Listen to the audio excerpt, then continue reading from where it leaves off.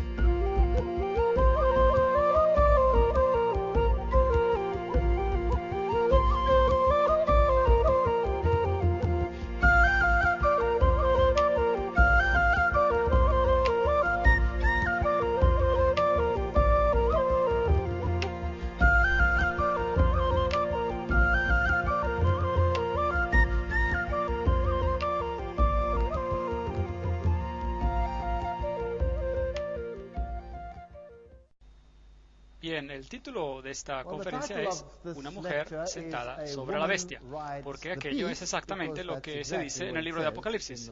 En la última conferencia que tuvimos sobre Apocalipsis capítulo 13, hablamos sobre los diferentes asuntos que tienen que ver con el poder papal y aquel poder que surge de la tierra, y identificamos este último poder como los Estados Unidos, el cual forzaría al mundo a aceptar leyes que honrarán a la primera bestia. Bien, este es el proceso que tendrá que continuar hasta abarcar a todos los reinos del mundo.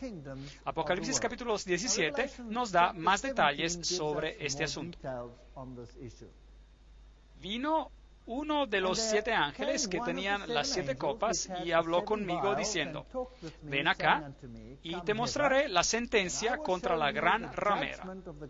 Estas son palabras muy duras. La que está sentada sobre muchas aguas. Aquí tenemos a una mujer, la cual es una prostituta, en otras palabras, una que es infiel a Dios. Una mujer, en el sentido bíblico, es una iglesia, y hay numerosos textos en el Antiguo y Nuevo Testamento para sustentar esto. Cristo es también el esposo, regresará para llevarse a su novia, a la iglesia, y ahí vemos la referencia a la mujer. Esta gran mujer apóstata está sentada sobre muchas aguas, y ya vimos que las aguas significan multitudes, naciones, pueblos, lenguas, según la definición en el mismo Apocalipsis. Y con esta mujer fornicaron los reyes de la tierra. Esto significa que se han relacionado con ella en manera contraria a como Dios hubiese querido que ellos se relataran. Y los habitantes de la tierra se han embriagado con el vino de su fornicación. Aquello significaría que si el vino es el símbolo de enseñanzas, de doctrinas, entonces el vino de la fornicación que embriaga es doctrina que confunde a la mente. Básicamente, lo que el texto nos dice es que una iglesia apóstata está al control de los asuntos. Los reyes del mundo se relacionan con esta iglesia apóstata y están borrachos, embriagados, y no pueden entender porque han absorbido estas doctrinas que son contrarias a la Biblia, porque son doctrinas de prostitución. Así que me llevó en el espíritu al desierto y vi a una mujer sentada sobre una bestia escarlata. Aquí vemos el color rojo. Este es el color del sacrificio, llena de nombres de blasfemia.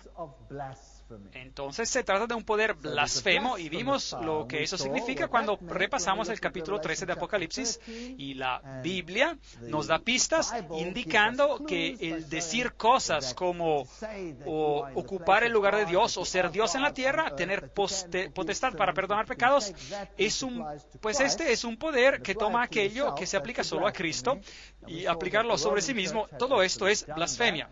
Y vimos que la iglesia romana en realidad hizo esto. Entonces esta mujer que está sentada sobre una bestia escarlata llena de nombres de blasfemia, que tenía 7 cabezas o 10 cuernos. Una vez más, este es el símbolo que vimos en el capítulo 13 de Apocalipsis. Si contamos las cabezas que hay en todas las bestias de Daniel capítulo 7, encontraremos que hay 7 cabezas ahí también. La primera bestia, obviamente, tiene una cabeza, la cual representa a Babilonia. El león, Medo-Persia, tiene una cabeza. Grecia se representa con 4 cabezas. Y luego una cabeza más para la última bestia en Daniel capítulo 7. Estas bestias hacen un total de 7 cabezas. Aquello significa que a lo largo del tiempo, todos los periodos del tiempo han sido cubiertos y han sido incorporados dentro de una estructura. Una estructura que es la estructura católica, y tiene aspectos de todas las filosofías y de todos los reinos del mundo incorporados en ella. De hecho, ha perfeccionado el paganismo. La mujer estaba vestida de púrpura y escarlata, 2 colores que definitivamente se aplican a la iglesia romana. Usan los colores púrpura y rojo para sus cardenales y obispos. Adornada de oro, piedras preciosas y perlas. No queda duda de que este se trata del sistema más rico que haya existido, y tenía en la mano un cáliz de oro lleno de abominaciones y de la inmundicia de su fornicación. Así que esta copa de oro está llena de doctrinas falsas. En su frente tenía un nombre escrito, un misterio. Y misterio significa que se trata de una ciencia oculta. Babilonia la Grande, la madre de las rameras, lo que implica que hay otras mujeres, por decirlo así, que son también apóstatas, pero ella es la madre de todas ellas y de las abominaciones de la tierra. Ese es un lenguaje muy duro y tendremos que ver si es así. Bien, démosle un vistazo a la bestia de 7 cabezas. En Salmo 74:14 leemos: Tú aplastaste las cabezas del Leviatán y lo diste por comida a los habitantes del desierto. Aquí tenemos una bestia que es descrita como el Leviatán, una bestia de tipo dragón, y se implica que tiene más que una cabeza. En la mitología, el Leviatán tenía 7 cabezas. Isaías capítulo 27:1: En aquel día Jehová castigará con su espada dura, grande y fuerte, al Leviatán, la serpiente veloz, al Leviatán, la serpiente tortuosa, y matará al dragón que está en el mar. ¿No es aquello interesante? Matará al dragón que está en el mar. ¿Recuerdan que vimos un interesante simbolismo cuando miramos a la Mariología, donde María es llamada la estrella del mar? Interesante, analogías interesantes. Apocalipsis 12:3, otra señal también apareció en el cielo, un gran dragón escarlata que tenía 7 cabezas y 10 cuernos. Entonces en Isaías tenemos a un dragón y no sabemos cuántas cabezas tiene. Tenemos a un Leviatán en Salmos 74:14, lo cual se aplica al dragón en Isaías 27:1, y en Apocalipsis vemos que tiene 7 cuernos. ¿Se da cuenta de cómo todo encaja? Si usamos el paralelismo, podemos encontrar todas las cabezas que necesitamos. Y en sus cabezas tenía 7 diademas. Entonces, este dragón, en Apocalipsis 12, capítulo 12, es un poder que gobierna, está en control. Él es el príncipe de este mundo. Jesús llamó a Satanás el príncipe de este mundo. Apocalipsis 13:1: Me paré sobre la arena del mar y vi subir del mar una bestia que tenía 7 cabezas y 10 cuernos, y en sus cuernos tenía 10 diademas, y sobre sus cabezas nombres de blasfemia. Entonces aquí tenemos una división en 10 cuernos, es decir, 10 reinos. En los cuernos, 10 diademas, lo que significa que la bestia gobernó con estos 10 reinos, y este es el tiempo de la Edad Media, cuando Roma gobernó por medio de los poderes de Europa. Apocalipsis 17:3 me llevó en el espíritu al desierto y vi a una mujer sentada sobre una bestia escarlata, llena de nombres de blasfemia, que tenía 7 cabezas y 10 cuernos. Obviamente, esta es la representación del reino de Satanás a través de todos los tiempos. Y en Apocalipsis 17 también veremos la culminación de su poder en los eventos finales, justo antes de la segunda venida de Jesucristo. Entonces, el dragón tiene 7 cabezas. En el libro de Apocalipsis, las cabezas denotan poderes políticos, por medio de los cuales el dragón opera.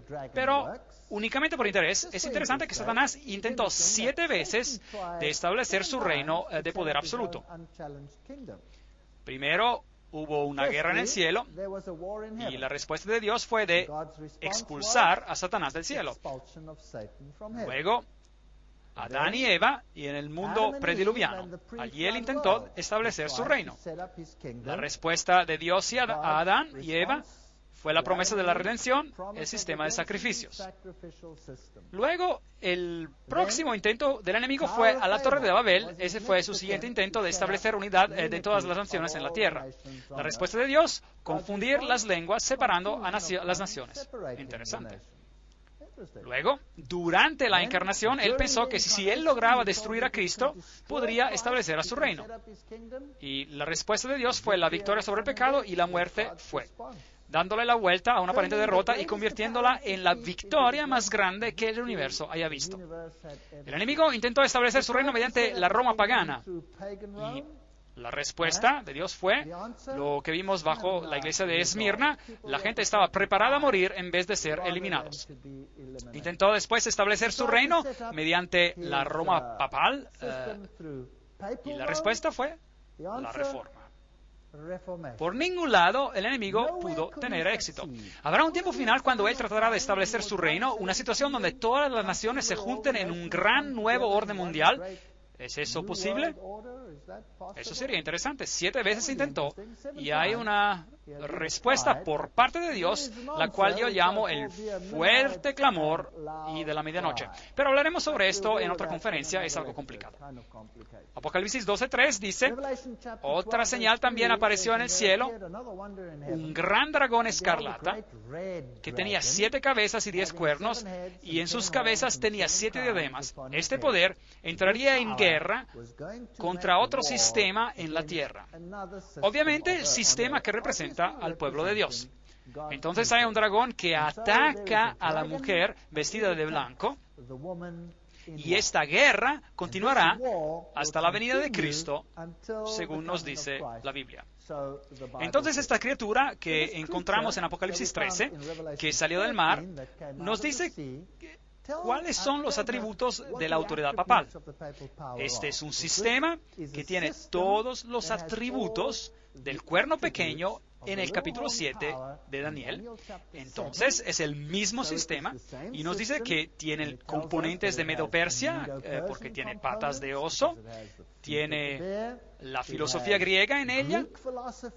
De hecho, toda la teoría de la evolución está basada sobre la filosofía griega. De allí se puede rastrear. Tiene componentes griegos en ella, tiene los componentes babilónicos en ella, lo cual nos tomaría toda una conferencia para mostrar la comparación entre la religión babilónica y el catolicismo.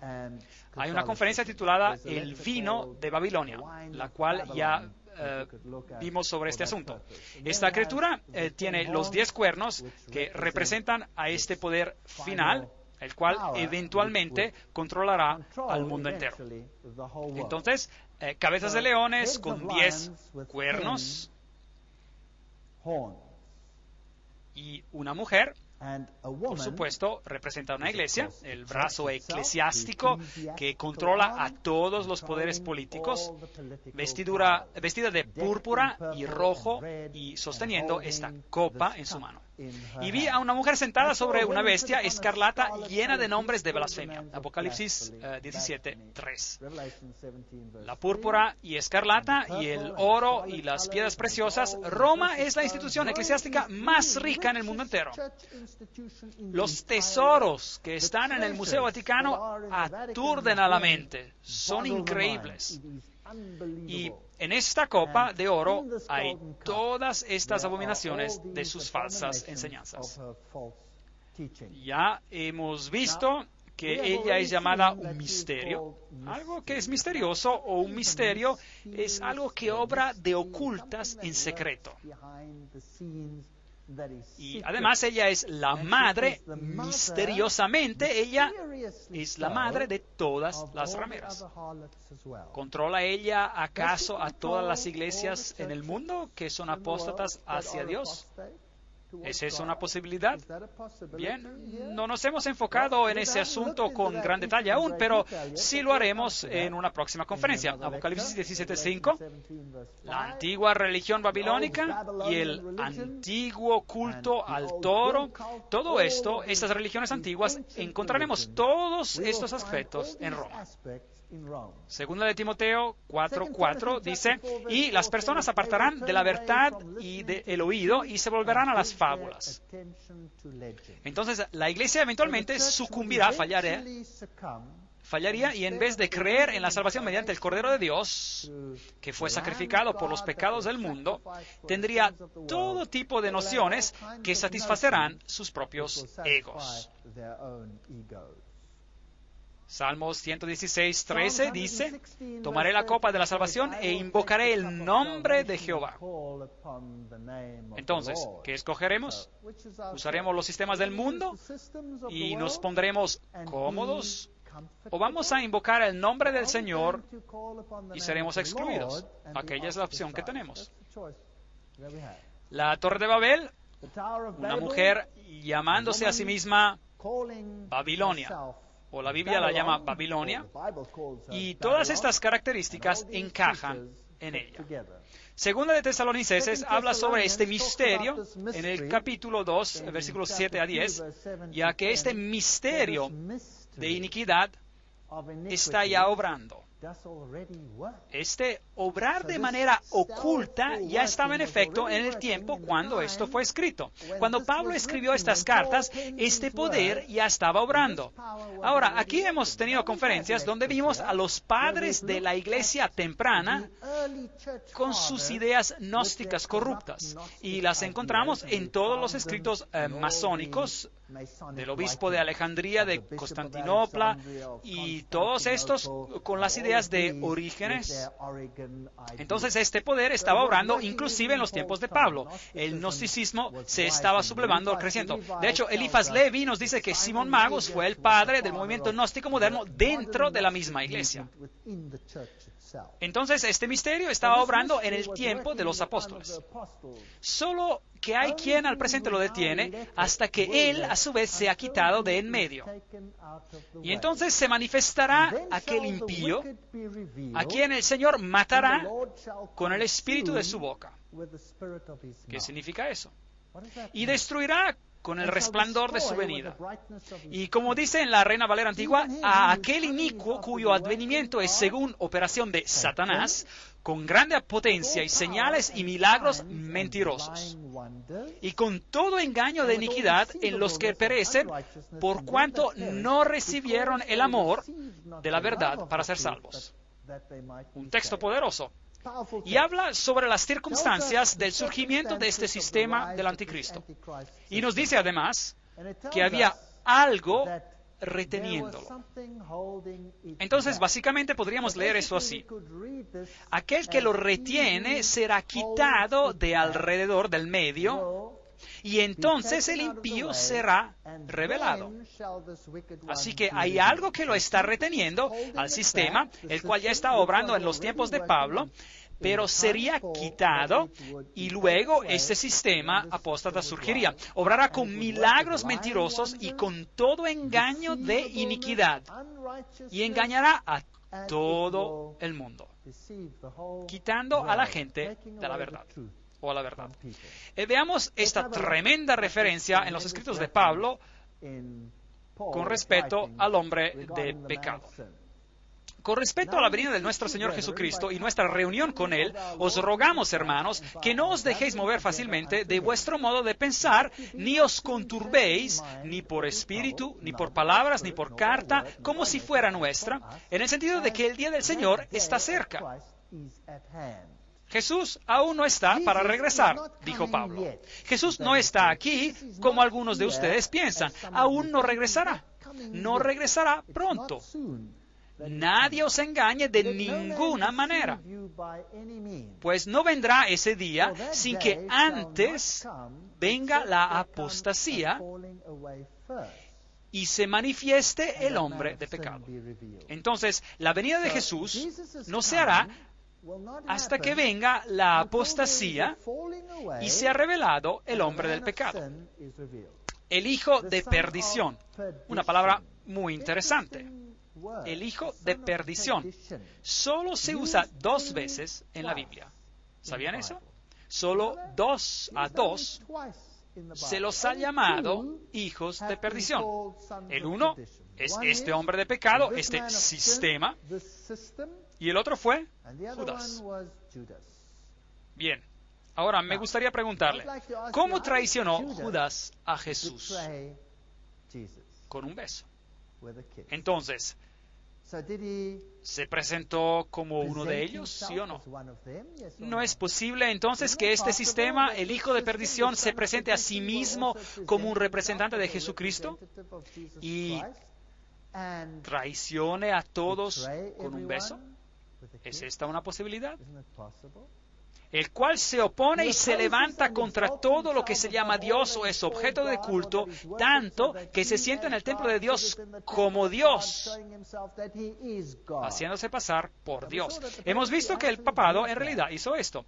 Y este es el espíritu del anticristo, el cual vosotros habéis oído que viene y que ahora ya está en el mundo.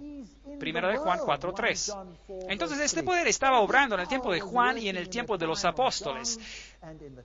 No se trata de un poder futuro que, como muchos creen, vendrán al mundo en algún momento en el futuro, como enseña el futurismo alrededor del planeta. Sigue Pablo. ¿No os acordáis que cuando yo estaba todavía con vosotros os decía esto? Y ahora vosotros sabéis lo que lo detiene, a fin de que a su debido tiempo se manifieste. Entonces, Pablo les dijo, yo les dije que algo estaba deteniendo al anticristo, evitando de que se desarrolle. Y ustedes saben lo que es. Ya está en acción el misterio de la iniquidad. Solo que hay quien al presente lo detiene, hasta que él, a su vez, se ha quitado de en medio. Otra traducción dice, hay uno que está deteniendo a aquel mal hasta que él se ha quitado de en medio. Entonces algo estaba preveniendo que este poder surgiera. Y cuando aquel algo se ha quitado de en medio, entonces vendrá el anticristo. Y entonces se manifestará aquel impío a quien el Señor matará con el espíritu de su boca y destruirá con el resplandor de su venida. Dios luchará contra este sistema con la palabra de Dios. Y finalmente lo destruirá con su venida. Aquella es la promesa. El avenimiento de este impío, que es obra de Satanás. Y tenemos una vez más este texto de cómo él obra. Entonces, ¿cuándo aparecerá este anticristo? Pablo les dijo que algo lo estaba reteniendo. Pero aquí no se identifica quién es este poder. Aquí, Grattan Guinness escribe en el Romanismo y la Reforma, página 105, 1887. Aquí tenemos un punto en el cual Pablo afirma la existencia del conocimiento en la iglesia cristiana. La iglesia primitiva sabía, dice él, cuál era el poder que detenía. La iglesia primitiva nos dice que sabía acerca de este tema. Y nadie en estos días puede estar en posición a contradecir el testimonio de lo que Pablo, por palabra de su boca, dijo a los tesalonicenses. Hoy estamos especulando sobre qué fue lo que le detuvo. ¿Fue el Espíritu Santo? ¿Fue esto? ¿Fue aquello? ¿Fue esa otra cosa? No sabemos, porque Pablo fue el único quien les dijo lo que estaba deteniendo ese poder. Es un punto sobre el cual solo la tradición antigua antigua tiene autoridad. Especulación moderna está totalmente fuera de lugar en este asunto. Eso tiene sentido. ¿Pueden los padres de la iglesia temprana decirnos qué fue lo que Pablo les dijo que estaba deteniendo al poder anticristiano? Tertuliano, sobre la resurrección, capítulo 24, en la resurrección, apologista cristiano de Norte de África, y esto fue escrito en el 200 después de Cristo, y dice lo siguiente: aquel que ahora detiene debe detener hasta que sea quitado de en medio. ¿Qué obstáculo hay sino el Estado romano y su debilitamiento, siendo disperso en 10 reinos, introducirá al anticristo? Interesante. Esto es lo que los padres de la iglesia primitiva entendieron, de que cuando finalmente colapse Roma, entonces vendrá el anticristo. Eso es lo que creían. Juan Crisóstomo, en su homilía sobre 2 de Tesalonicenses 2, número 4, quien fue obispo de Constantinopla en el 390, dice: solo hay uno que impide ahora hasta que él se ha quitado del medio, es decir, cuando el imperio romano se ha quitado del medio, entonces él, el anticristo, vendrá. Allí hay otro que lo dice. Interesante. Pablo dice que aquel poder ya estaba obrando en sus tiempos y tarde o temprano se levantaría. Hay algo que lo detiene, pero en cuanto se ha quitado de en medio, yo les dije lo que era, entonces ya se levantará. Aquí les tengo un fragmento de Commentary on the Apocalypse por Edward Elliot, y tenemos el testimonio concordante de los primeros padres, desde Ireneo, el discípulo de San Juan, hasta Crisóstomo y Jerónimo, y ellos sobreentendían que ese poder era el poder imperial que gobernaba y residía en Roma, que tenía que ser quitado del medio. Grattan Guinness nos dice: mientras los césares mantuvieron el poder imperial, era imposible que el predicho anticristo se levantara. A la caída de los césares, él se levantaría. Eso tiene sentido. Las profecías bíblicas tienen sentido. La profecía sobre los 1260 días tiene sentido, si consideramos a todos esos asuntos. Y mientras los césares mantuvieron el poder imperial, él se levantaría siguiendo la caída de los césares. Él se levantaría. Grattan Guinness, Romanismo y la Reforma. Hay numerosas fuentes que dicen esto. Pablo no identificó al poder que lo detenía. Poder que ellos sabían era Roma, por temor a represalias. Recuerde que la iglesia cristiana estaba bajo persecución por Roma.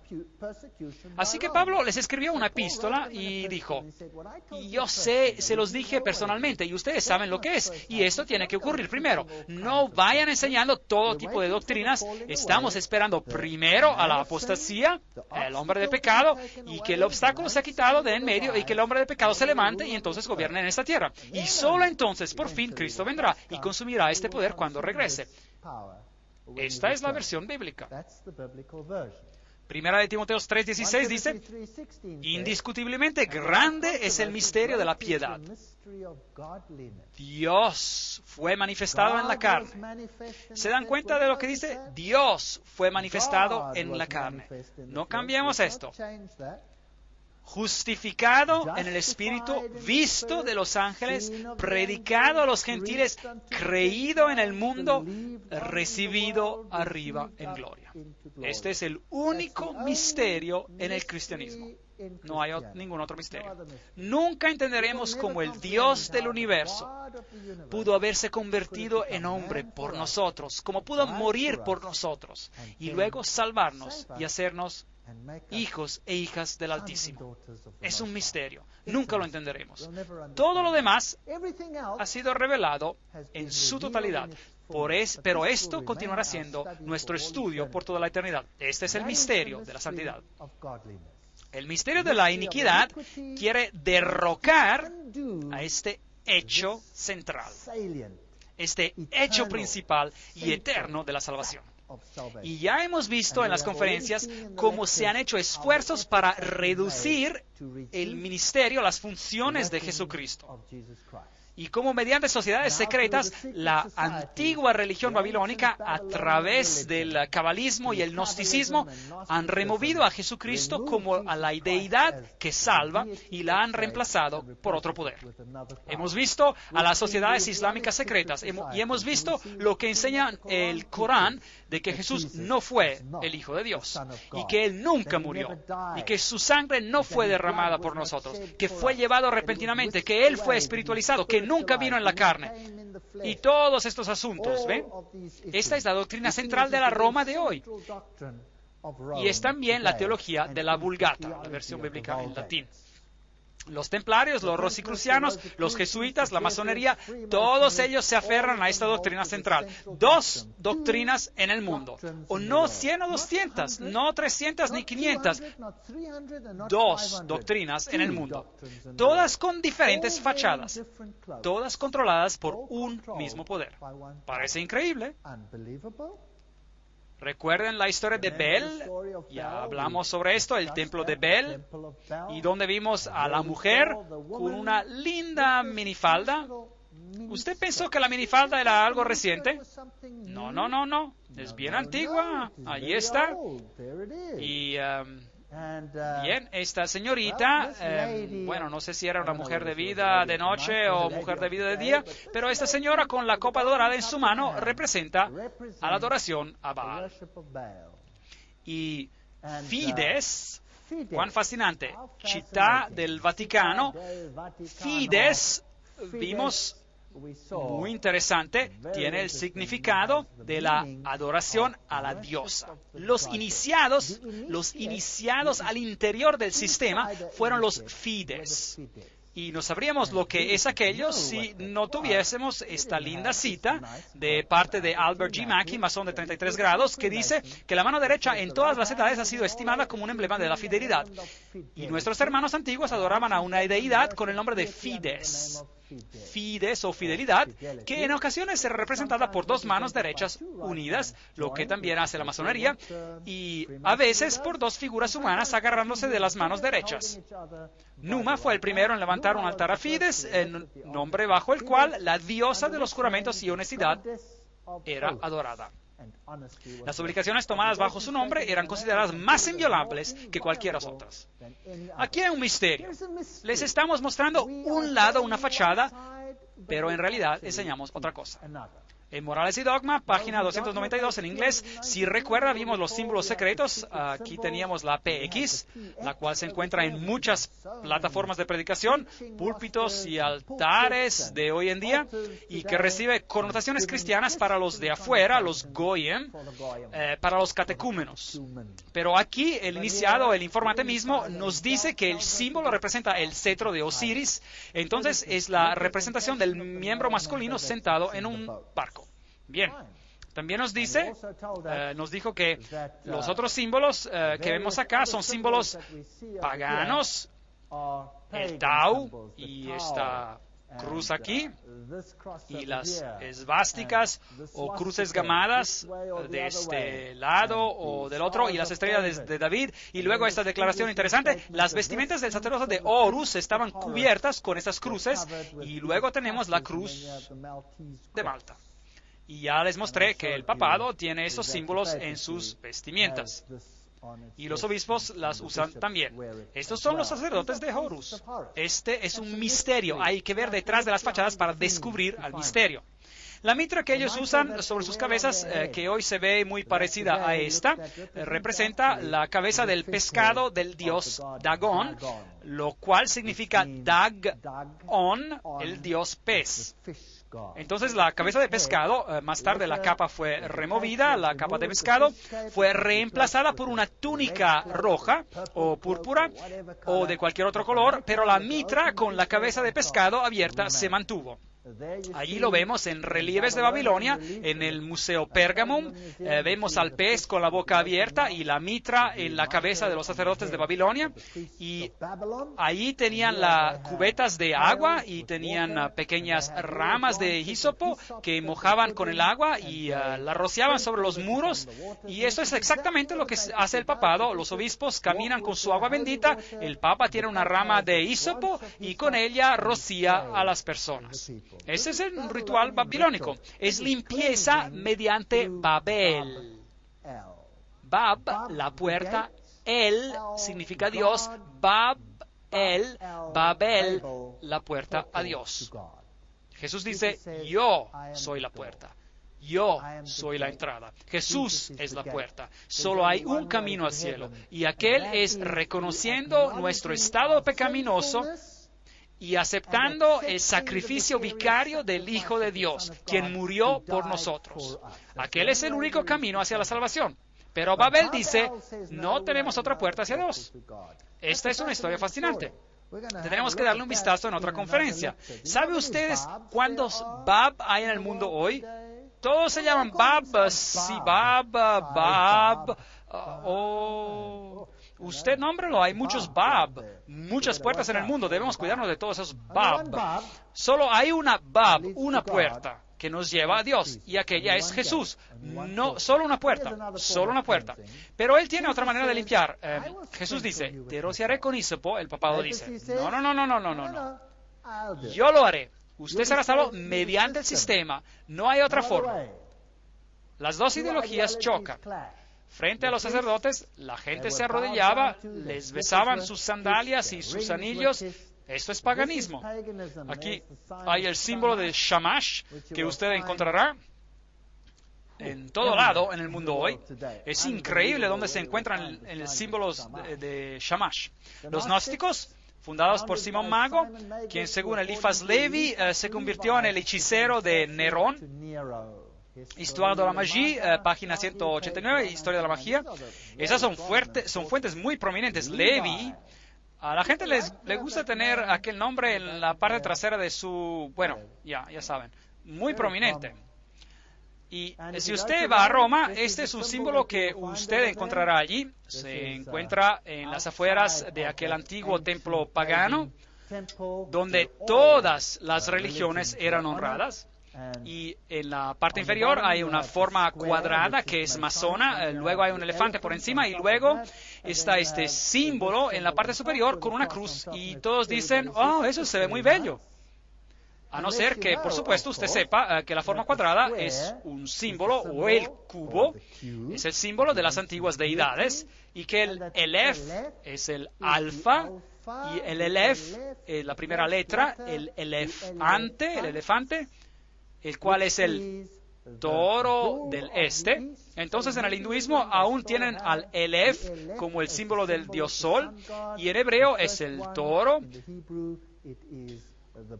y encima la parte que le faltaba a Osiris y encima del todo se encuentra el Tau. Entonces tenemos la muestra completa de la adoración pagana en este símbolo de acá en el catolicismo. El rojo y púrpura son los colores. ¿No es esto fascinante? Que ellos creen que tenemos el conocimiento del bien y del mal. Entonces encontraremos que el Papa siempre estará vestido en blanco. Él representa al lado blanco, al lado luciferiano. Y su otro lado, su compañero, si desea llamarlo así, aquel que es el dictador militar de todo esto, ¿qué color usará? Negro. Entonces, la cabeza de la orden jesuita siempre usa negro. Entonces tenemos ambos lados del conocimiento del bien y del mal. La mujer estaba vestida de púrpura y escarlata, adornada de oro, piedras preciosas y perlas, y tenía en la mano un cáliz de oro lleno de abominaciones y de la inmundicia de su fornicación. Palabras muy fuertes.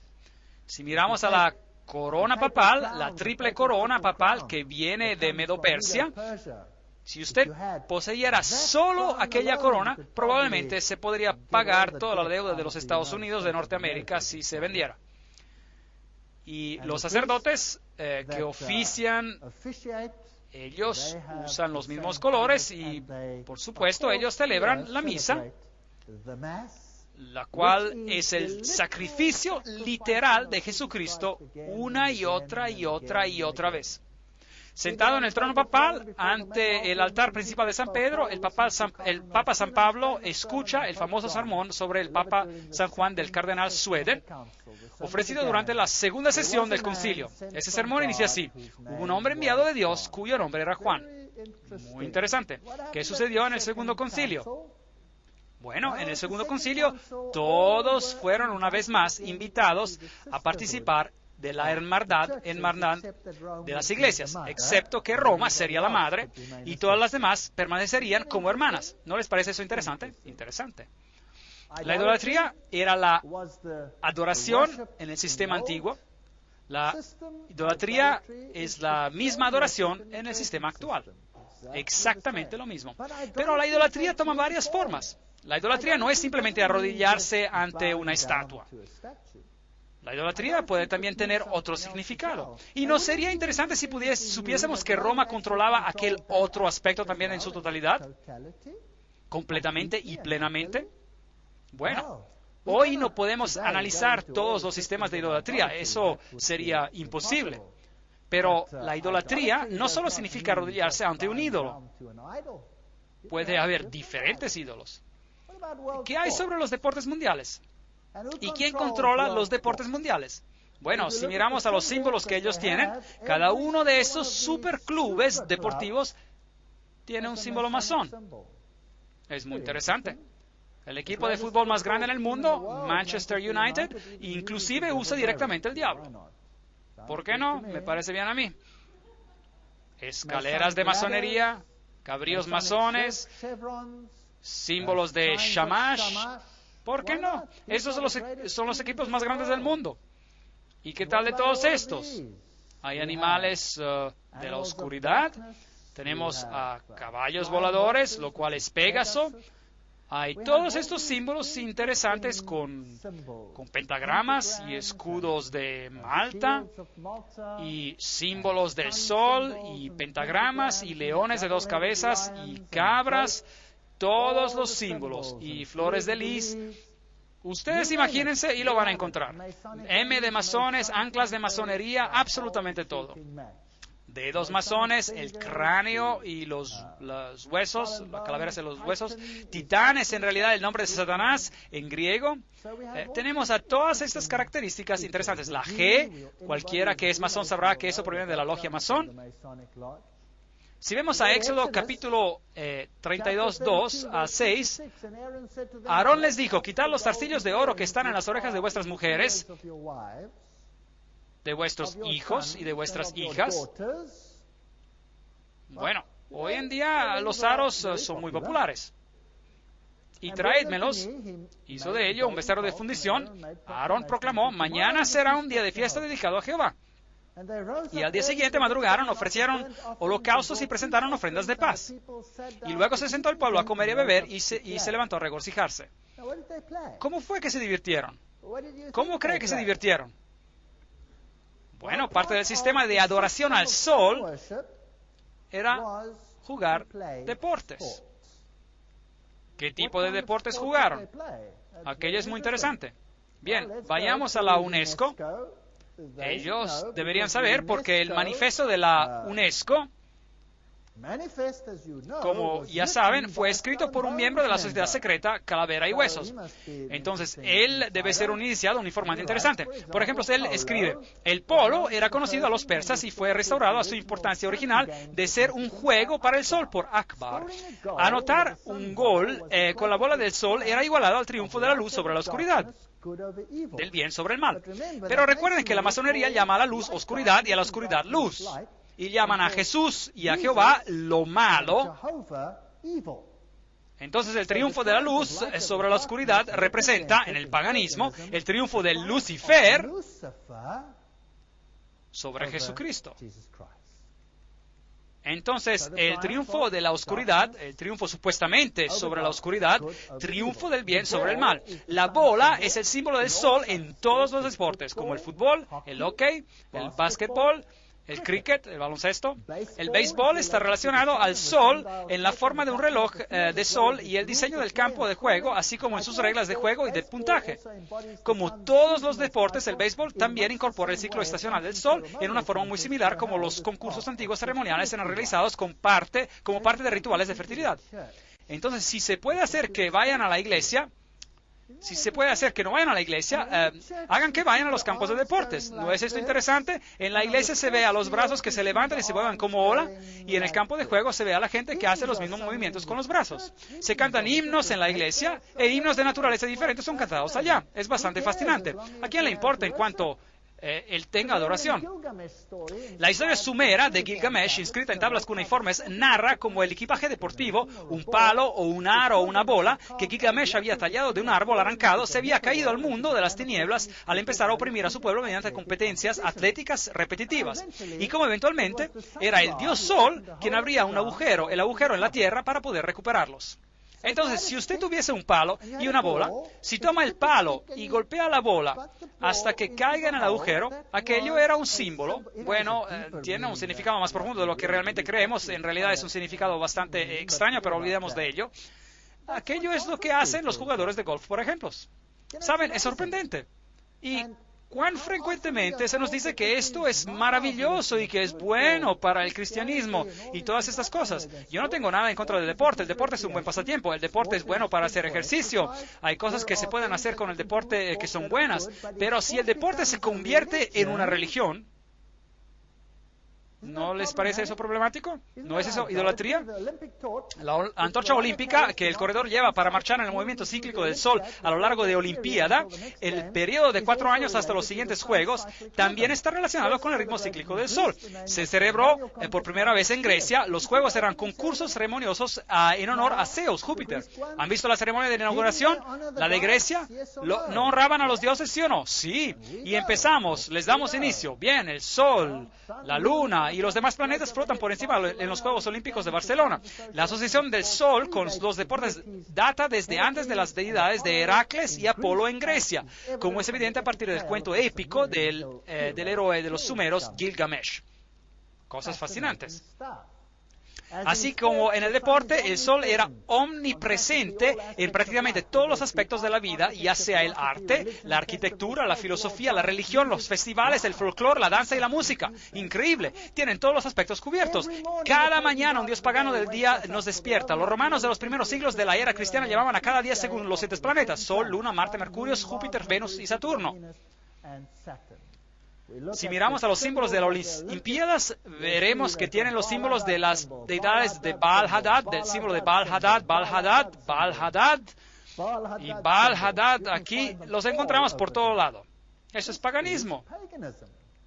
Aquí tenemos a un joven llevando a una camiseta muy bella de OK al Papa y a ver qué hará con ella.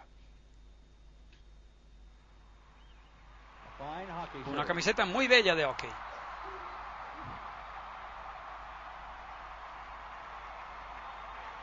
Increíble. Aquella es una camiseta bendita. Entonces, la masonería controla todos estos asuntos para Roma hoy en día. El mundo de los deportes, el mundo religioso, eso es fascinante. Me pregunto cuánta idolatría está oculta en el misterio. ¿Y cuánto más quiere revelarnos la Biblia acerca de esta sorprendente historia de Apocalipsis 17? Esta es una foto de la Basílica de San Juan de Laterán. Ahora la Basílica de San Juan de Laterán es la iglesia principal en Roma. No San Pedro, allí es donde el papado está, activo y hace las cosas principales, pero aquí es donde el Papa es coronado. Y aquí es donde el Papa habla ex cátedra. De nuevo, por favor, vea que se llama Iglesia de San Juan. Recuerden que les dije previamente el secreto de San Juan de los Templarios y cómo eran juanistas, si deseamos llamarlos así. El vino de su fornicación, la madre de las iglesias, Mater Ecclesiae.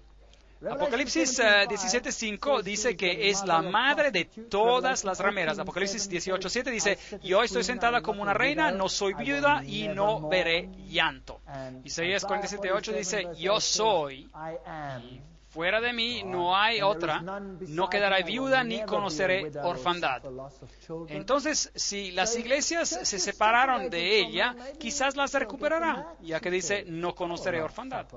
Dominus Iesus, ninguna iglesia es hermana nuestra, insiste el Vaticano, 5 de septiembre de 2000, en el Independiente, de Independent. Increíble. La iglesia de Roma cumple con cada una de las profecías. Debe siempre quedar claro que la única Santa Iglesia Universal Católica y Apostólica no es la hermana, sino la madre de todas las iglesias. El Papa Ratzinger, cuando era cardenal en el 2000. Lo deja bastante claro. En ese entonces, él era la cabeza de la Congregación de la Doctrina y la Fe, la cual es la organización que sustituyó la antigua Inquisición. Definición de incredulidad, herejía, apostasía. No hay ofensa más grave que la herejía y por lo tanto debe ser arrancada con fuego y espada.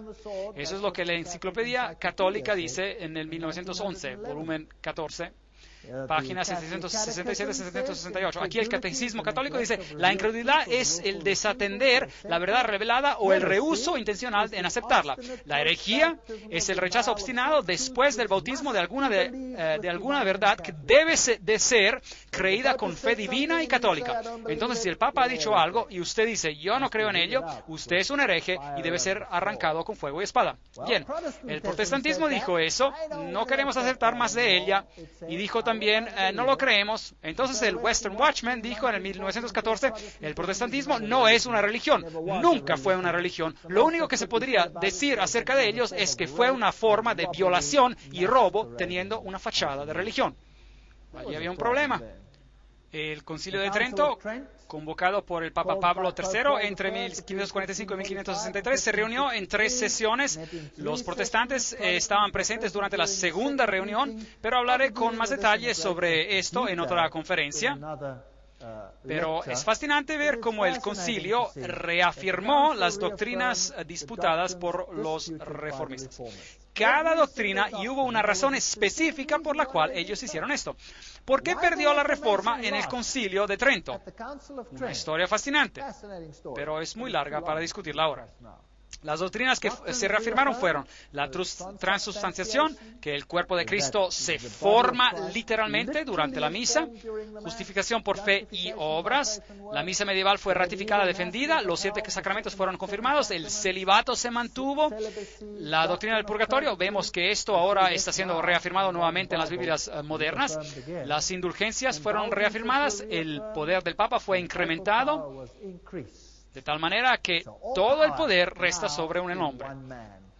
Entonces, después del Concilio de Trento, de verdad, todo el poder recayó sobre un hombre, lo cual se llama ultramontanismo, y verdaderamente el Papa representa al hombre de pecado, lo cual es la transgresión de la ley. Bien, ¿qué tal si cambia la ley? En aquel caso, no solo la transgrede, sino que tiene la audacia de cambiarla. Aquí tenemos un sistema completo, como la Biblia dice que sería. Transubstanciación, maravillosa dignidad de los sacerdotes, en sus manos como en el vientre de la bendita Virgen María, el Hijo de Dios es encarnado. Miren el poder del sacerdote, la lengua del sacerdote hace que Dios se forme en un cachito de pan, es mucho más que crear al mundo. Así que ellos se sienten muy bien acerca de esto. El canon primero, sesión de 13 del Concilio de Trento, dice, si alguno niega que en el sacramento de la más sagrada Eucaristía se encuentra verdaderamente, realmente y sustancialmente el cuerpo y la sangre juntos con el alma y divinidad de nuestro Señor Jesucristo y consecuentemente al Cristo entero, pero dice que Él está allí solo con un símbolo, con una figura o fuerza, que sea esta persona un anatema. Hay un problema. Yo no voy a aceptar esto porque Jesucristo fue sacrificado con una sola ofrenda, hizo perfectos para siempre a los santificados. Hebreos 10:14. Entonces yo tengo un problema con esta declaración. Entonces cuando celebramos la misa en el sentido católico romano, esto no es recordar al Señor hasta que Él venga otra vez. Ese es el vino de su fornicación. ¿Cierto o falso? Y lo que hace es crucificar perpetualmente a Jesucristo en la cruz.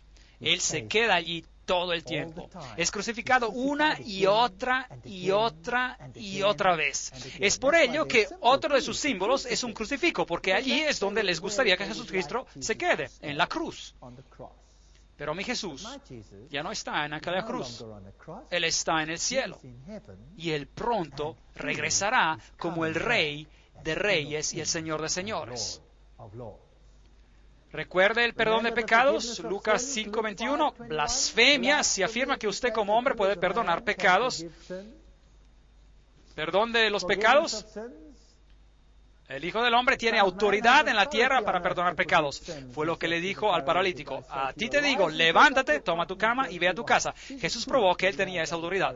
Pero El sacerdote tiene el poder de las llaves o el poder para liberar a los pecadores del infierno, de hacer que sean dignos del paraíso y de cambiarlos de ser esclavos de Satanás a ser hijos de Dios. Y Dios mismo está obligado a permanecer por el juicio de sus sacerdotes y ya sea perdonar o no perdonar. Vimos esta cita ayer. Esas son las doctrinas del vino de fornicación. María la mediatrix, ahora Jesús desaparece.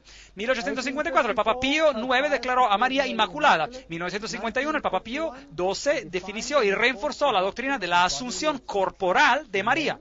El Catholic Layman de julio de 1856 dice, el pecador que se aventura a ir directamente a Cristo llega con temor y aprensión de su ira.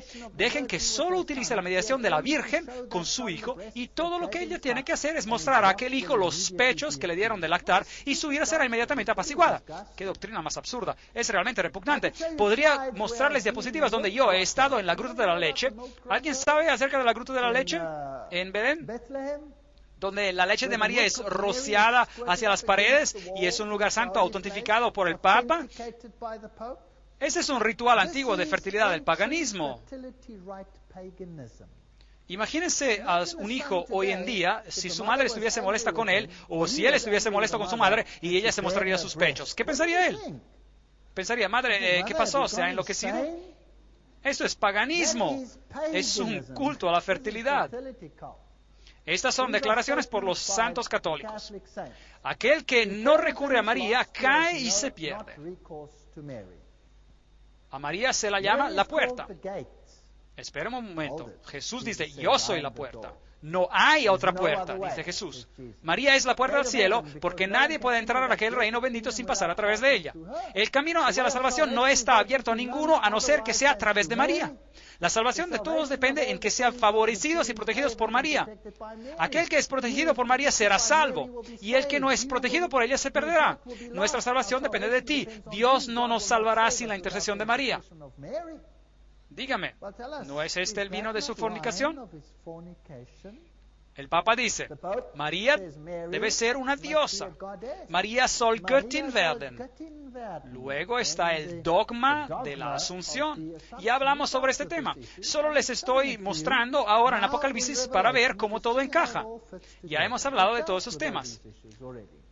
La tradición, la infalibilidad y las escrituras. Por Bonaventure Himwood, portavoz del papado, más respuestas a sus preguntas, nos dice que el Papa es infalible. La Biblia, ya tratamos con este tema, el índice de los libros prohibidos, el Textus Receptus está prohibido, pero la versión jesuita de la Biblia no lo es. Bueno, ya hablamos sobre este tema, tuvimos toda una conferencia sobre este asunto. ¿No es esto el vino de la fornicación? ¿No es esto estar haciendo a Jesús menos de lo que Él es? La Septuaginta fue hecha para la biblioteca de Alejandría. Aquí tenemos a este teólogo, Paul Knitter. ¿Quién es él? Paul Knitter sirvió como misionero de la palabra divina antes de asumir un puesto a la Universidad Xavier en Cincinnati, donde es actualmente catedrático de teología. ¿Dónde estudió? En la Universidad Pontífica Gregoriana, la cual es la universidad jesuita más grande en Roma. Estudió bajo la tutela de Karl Rahner. ¿Quién fue Karl Rahner? Karl Rahner fue el jesuita quien fue puesto a cargo de lograr que todas las iglesias estén nuevamente sujetas a Roma. Pero hablaremos sobre esto en una conferencia futura. Escribió un libro, Ningún otro nombre, y luego va a mostrar que podemos ser salvos de cualquier manera que queramos, de cualquier forma, mediante cualquier cosa usted escoja, hágalo. ¿Qué pasa? ¿No es esto el vino de su fornicación? Religión mundial, los símbolos masones, el Dalai Lama, las cruces dobladas. ¿Sabían que aquella es la misma cruz que usan los satanistas? Con un Cristo muerto ahí, con una V, una vela oriental, como símbolo que el triángulo masón colgado de esta cruz doblada, esto es luciferanismo. Y usan IHS, dicen que significa Jesus Hominum Salvator. Algunos dicen que significa en su servicio. No, en realidad significa Isis Horus Seb. la Trinidad egipcia. Si nos fijamos en el atrio exterior, es un círculo, dentro de un círculo, una rueda, dentro de una rueda, las 8 trabas de la rueda del sistema solar o de las deidades solares, con la parte que le falta a Osiris, representada por la estela aquí en el medio. Es fascinante. Mitra matando al toro, la victoria sobre el mal. Y recuerden que esotéricamente el mal es definido como a Jesús. Esta es la estructura del culto a Mitra. Los miembros atravesaban por una serie de 7 grados, cada uno de los cuales tenían un símbolo especial y un planeta tutelar. Desde el más bajo hasta el más alto son Corax, cuervo bajo Mercurio. Ninfus, consideren este, es interesante. Ninfus, una palabra inventada que significaba la esposa hombre bajo Venus. Eso significa que cuando uno era iniciado en este sacerdocio, uno es la esposa hombre. Con el celibato, ¿practica eso Roma? Sí. Pero como el esposa hombre, no es necesario ser tan celibato como algunos piensan. Pero no entremos en esos detalles. Miles, el soldado bajo Marte, Leo, el león bajo Júpiter, el persa bajo la luna, Heliodromus, el mensajero del sol bajo el sol, y finalmente Pater, padre bajo Saturno. Era posible que un iniciado mitraico fuera miembro de más de una secta. A las mujeres no se le permitía convertirse en miembros. Eso es catolicismo. El catolicismo romano es mitraísmo. Ese es el aspecto persa del mismo. Aquí está su rama oculta. Esos son obispos peregrinos, controlan el ocultismo en el mundo, los secretos profundos de lo oculto. Todas las cosas a todos los hombres. Ahí el Papa recibe el tilak, recibe el bindi, la marca roja sobre la frente, que es el símbolo de Shiva, y Shiva es Lucifer. Aquí él besa el Corán, todas las cosas a todos los hombres. La Biblia dice en Apocalipsis 17:2, con ella han fornicado los reyes de la tierra. Bueno, aquí están, con la caída del comunismo, Lech Walesa, enfrente al Papa. Vemos a los reyes del mundo que han creado caos sobre este planeta, teniendo tratos con el papado. Vemos a Gorbachev con el papado. Vemos a los así llamados dictadores con el papado. En realidad, siendo parte integrante de ellos. ¿Por qué siempre que se visten de negro cuando visitan al Papa? ¿Por qué deben reflejar ambos lados de la historia de los masones? El conocimiento del bien y del mal. La reina de los Bilderbergers, el príncipe Felipe.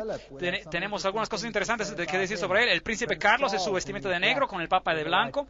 Y aquí tenemos lo mismo ocurriendo con el mundo islámico. Por lo menos llevan la corbata negra, eso tiene puesto, y medias negras. Y ahí está Margaret Thatcher, allí está Carter, los japoneses, y Bush, y Blair. ¿Los reyes de este mundo trabajan con ese sistema, sí o no? ¿Hay algún sistema en este planeta que califique como ese sistema? Ignacio de Loyola, y por abajo ellos juntos. Y si usted está pensando sobre votar, Wahlkampf der Schädelgruftis. Bueno, eso simplemente significa que la batalla será entre este hombre aquí y este hombre aquí. Pero ambos son miembros de la sociedad secreta Skull and Bones, Calavera y Huesos. Entonces, ¿a quién le importa quién gana la siguiente elección? ¿A quién le importa? Apocalipsis 17:6. Vi a la mujer ebria de la sangre de los santos y de la sangre de los mártires de Jesús. Encontramos el texto en Apocalipsis 17:6. Allí lo dice, la noche de Bartolomé, los valdenses, la guerra de 30 años, la guerra de los 100 años, el derramamiento de sangre, Stalin, y la lista sigue, todo lo que han hecho al pueblo de Dios, increíble. Los masacraron por todos lados, la Inquisición. Tomás de Aquino dijo que los herejes declarados culpables deben de ser puestos a muerte, tanto como los otros criminales. La Iglesia Católica respeta la libertad de conciencia y la libertad. Sin embargo, cuando viene enfrentada por herejía, ella recurre a la fuerza, al castigo corporal, a la tortura. Ella aprendió en Italia las hogueras, las piras funerarias de la Inquisición. Ese es el único sistema que califica. Ya hemos hablado sobre el juramento jesuita, no voy a leérselo otra vez, las terribles torturas por herejía, los herejes, es decir, los que quieren creer y decidir por sí mismos lo que uno va a creer. Apocalipsis 17 nos da más información. Apocalipsis 17:7, el ángel me dijo, ¿por qué te asombras? Yo te diré el misterio de la mujer y de la bestia que la lleva, la cual tiene 7 cabezas y 10 cuernos. Hablemos sobre esto un poco más. La bestia que has visto era y no es y está para subir del abismo. El Cordero de Dios una vez era, luego ya no fue, y luego vendrá de nuevo. ¿Cierto? Entonces se trata de una falsificación de Cristo. Este sistema se coloca a sí mismo en el lugar de Jesucristo. Entonces este poder político, esta bestia que has visto, era y no es, y está para subir del abismo y a ir a perdición. Los habitantes de la tierra, aquellos cuyos nombres no están escritos en el libro de la vida, desde la fundación del mundo, se asombrarán viendo la bestia que era, y no es, y será. Aquella es una declaración interesante. Ha habido mucha especulación sobre esto. Ahora, tratemos de desenmarañar esto y veamos si podemos llegar a un resultado. No pretendo ser dogmático, pero veamos lo que podemos obtener. La etapa del no es, en el 1798 la bestia recibió una herida mortal. ¿Es aquello correcto? Entonces la bestia era, gobernó en la Edad Media, y luego ya no es, murió, parecía tener una herida mortal, y luego vendrá de nuevo. ¿Y es aquello correcto? Démosle un vistazo a esta etapa del no ser. En el 1798 recibió una herida mortal. ¿Qué fue lo que hizo en secreto, clandestinamente, cuando supuestamente estaba muerta?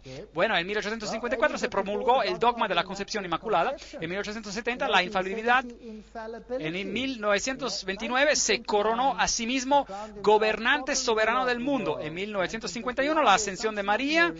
Y hoy en día, actualmente, María es abogada, mediadora y corredentora. Esto es un reemplazo total de Jesucristo. ¿Qué sistema se ha desarrollado en aquel tiempo? Apocalipsis 17:9. Esto para la mente que tenga sabiduría. Las 7 cabezas son 7 montes.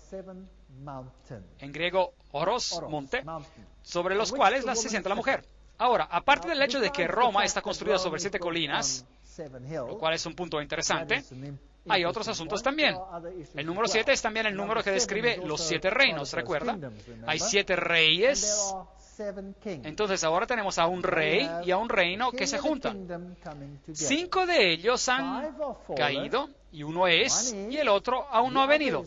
En cuanto venga, deberá durar breve tiempo. La bestia que era y no es también el octavo. Y es uno de los 7 y va a la perdición. Aquí hay una frase complicada para quienes les gustan los rompecabezas. Démosle un vistazo a las cabezas o montes. En la Biblia ellos simbolizan imperios y no a reyes individuales.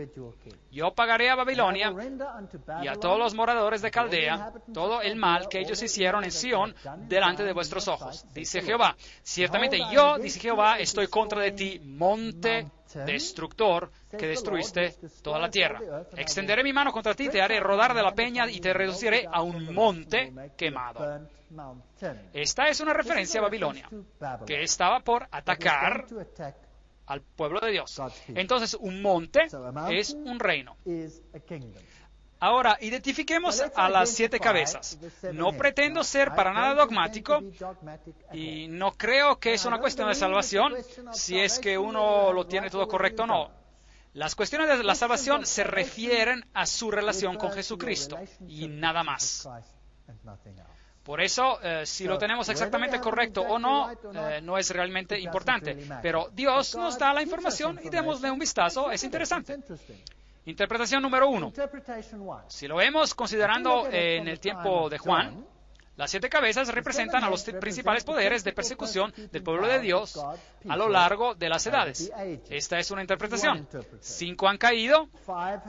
Ellos dicen Egipto, Asiria, Babilonia, Medo-Persia y Grecia. 5 han caído. 1 es, bien, mirándolo desde el punto de vista del tiempo de Juan, ese sería Roma. El otro está aún por The other is venir. not yet come. Aquel sería el papado. That's the papacy. Esa es una interpretación que es bastante popular y muchas personas se apegan a ella, y yo no tengo problema si alguien desea creer según esa interpretación, porque nos quedamos con este poder final, el cual obviamente es el que causa todos los problemas. El único problema que tengo con esa interpretación es cuáles son los poderes que quedan a un lado, debido a que Egipto, Asiria, Babilonia, Medo-Persia y Grecia son los que se mencionan. Estamos iniciando desde el tiempo de Juan. Por lo tanto, aquella es una suposición que se hace para desenmarañar esta profecía. Pero, ¿cuáles son hechos a un lado? Por ejemplo, si vamos a Ezequiel 16:26 y miramos a los enemigos de Dios, estaban los egipcios, estaban los filisteos, estaban los asirios, estaban los caldeos.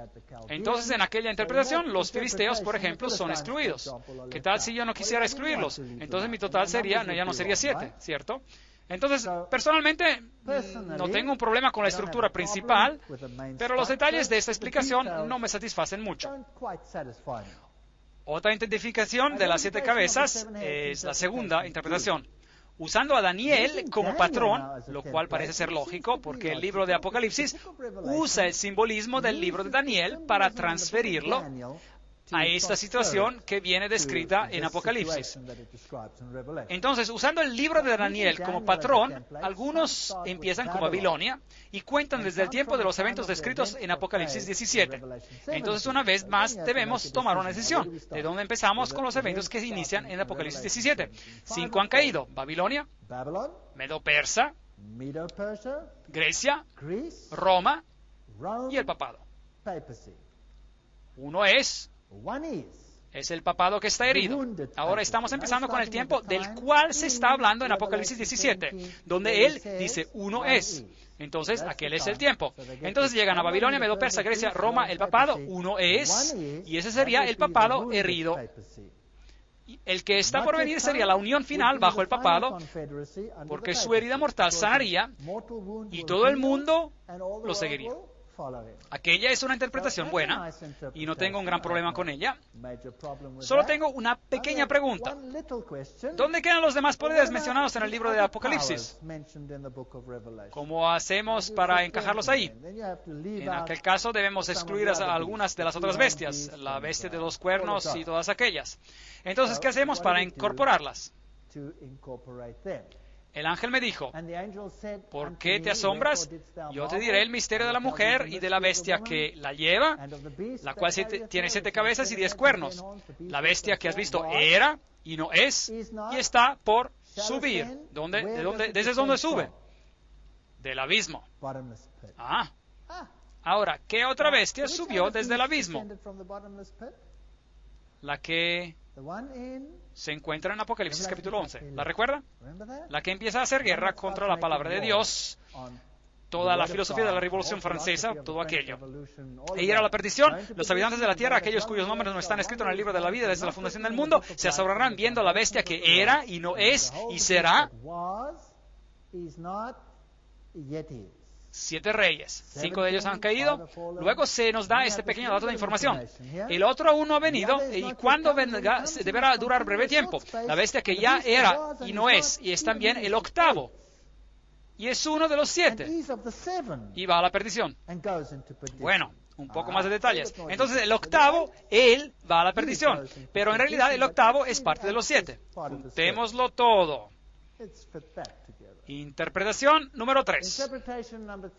Usando a Daniel como patrón, empezamos con Babilonia y contamos a partir de los eventos descritos en Apocalipsis 17, muy parecida a la interpretación anterior. Entonces, el 5 ha caído: Babilonia, Medo-Persia, Grecia, Roma, el papado. Ese es un poder religioso político que gobernó en la Edad Media. Aquí es donde llegamos a los acontecimientos descritos en Apocalipsis 17. Uno es un papado aparentemente herido. No es, dice el texto, pero es. Parecía tener una herida mortal. ¿Recuerdan esto? Y vimos que en realidad creció y que las organizaciones jesuitas levantaron a todo un imperio mundial durante aquel tiempo el comunismo y todas estas cosas se desarrollaron en este estado cuando este poder no es. Entonces un papado aparentemente herido no es aún. Este es un poder que no es religioso político y está manejado por las sociedades secretas del papado que subieron del abismo en Apocalipsis 11. Esto es lo que sucedió durante la fase del poder que no es o no era. Aún no ha venido. Esta es la imagen de la bestia. Esta es la confederación religioso-política bajo la bestia con semejanza de cordero. El octavo, que es parte de los 7, lo cual sería un nuevo orden mundial, una confederación final bajo el papado. Ahora, esta no es muy diferente a la anterior, y ya sea que preferamos la anterior o esta, en realidad no me importa. Personalmente, así es como me gustaría verlo, pero no estoy encerrado en ello. Quiero decir que realmente no interesa siempre y cuando el último poder termina siendo el papado, porque él sube y luego se va a la perdición. Pero este, para mí, incluye todas las imágenes que tenemos en el libro de Apocalipsis. Y es por esto que esta interpretación es lo que yo supongo el texto quiere decir.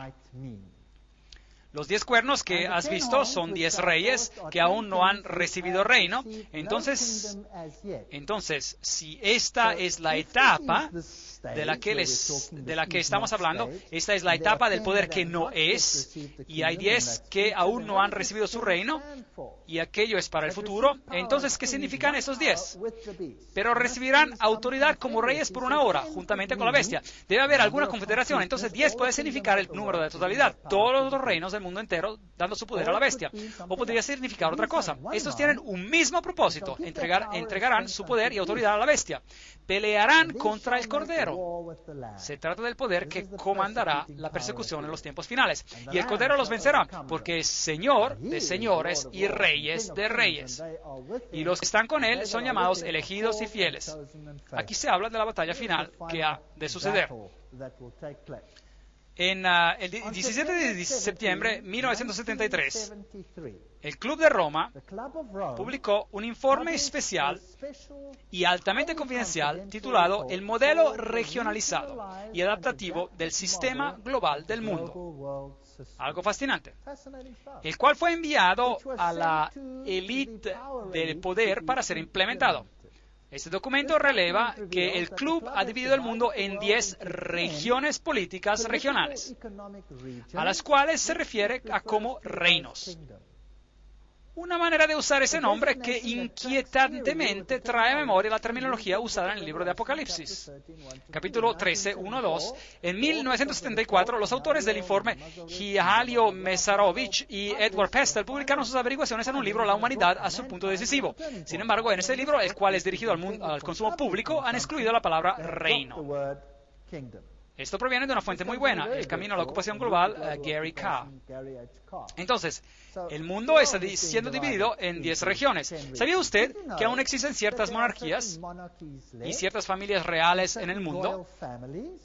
Cosas bastante interesantes de las cuales quizá hablemos en las conferencias futuras. También me dijo, las aguas que has visto donde se sienta la ramera los son pueblos, muchedumbres, naciones y lenguas. Y los 10 cuernos que viste y la bestia aborrecerán a la ramera y la dejarán desolada y desnuda. Devorarán sus carnes y la quemarán con fuego. Increíble. Entonces, primero tenemos los reinos del mundo entregando su poder a esta bestia, a ese sistema religioso, y luego este sistema religioso va y hace guerra en contra del pueblo de Dios. ¿Qué sucede después?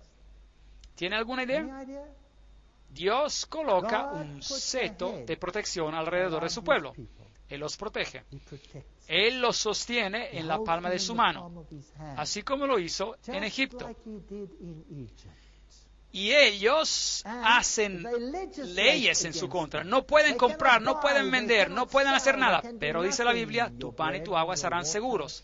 Caerán 1000 a tu diestra y 10,000 a tu siniestra, pero a ti no te tocará.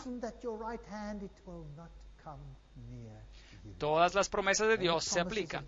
Eventualmente intentarán en su ira de erradicar a este grupo que se aferra a las doctrinas que son contrarias a las doctrinas del mundo. Y Dios envía plagas. Y habrá mucho sufrimiento en la tierra. Y el pueblo de Dios está protegido. Eventualmente, inclusive estos poderes se dan cuenta que han sido engañados y se vuelcan furiosos y agresivos y destruyen al mismo poder que quiso destruir al pueblo de Dios. Aquello es lo que dice. Lo dice así. Realmente es fascinante.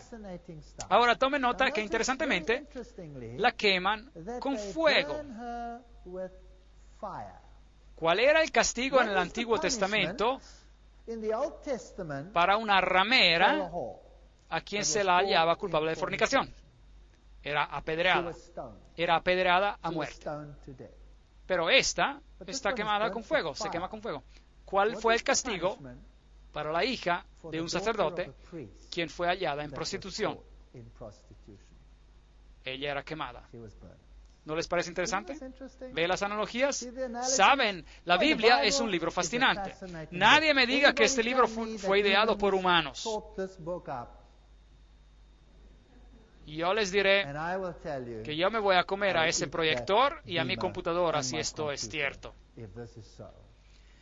Dios ha puesto en sus corazones la voluntad permisiva de Dios, porque esos reyes están perdidos, al ejecutar lo que Él quiso, de ponerse de acuerdo y dar su reino a la bestia hasta que se hayan cumplido las palabras de Dios. Y la mujer que has visto es la gran ciudad que reina sobre los reyes de la tierra. Esta grande Babilonia, controlada por la ramera de Babilonia. Ven acá y te mostraré la sentencia contra la gran ramera, la que está sentada sobre muchas aguas. Con ella han fornicado los reyes de la tierra y los habitantes de la tierra se han embriagado con el vino de su fornicación. Apocalipsis 17, 1-2. Este es el fin del asunto. Entonces, mi pregunta para ustedes en esta noche es, ¿tememos a este sistema hasta el punto de obedecerlo o nos aferramos a Dios? ¿Cuál es nuestra opción? ¿Por qué seríamos tan tontos de adherirnos a ese sistema si esto es lo que le sucederá? Seríamos tontos de no seguir a Dios. Aparte del hecho de que Dios tiene un hermoso carácter que nunca obliga a nadie y Él solo nos atrae a sí mismo, Dios está lleno de amor y bondad y gentileza. ¿Por qué sería tan tonto de querer seguir a ese sistema? Jeremías 50:24 dice, te puse lazos y sin darte cuenta caíste en ello. Babilonia, fuiste hallada y aún apresada porque provocaste a Jehová. Aquella era la tipología. Abrió Jehová su tesoro y sacó los instrumentos de su furor, porque esta es la obra de Jehová, Dios de los ejércitos, en la tierra de los caldeos. Venid contra ella desde el extremo de la tierra, abrid sus almacenes, convertidla en un montón de ruinas y destruidla. Que no le quede nada. Matad a todos sus novillos, que vayan al matadero. ¡Ay de ellos! Pues ha venido su día, el tiempo de su castigo. Dios le pondrá fin a aquel sistema.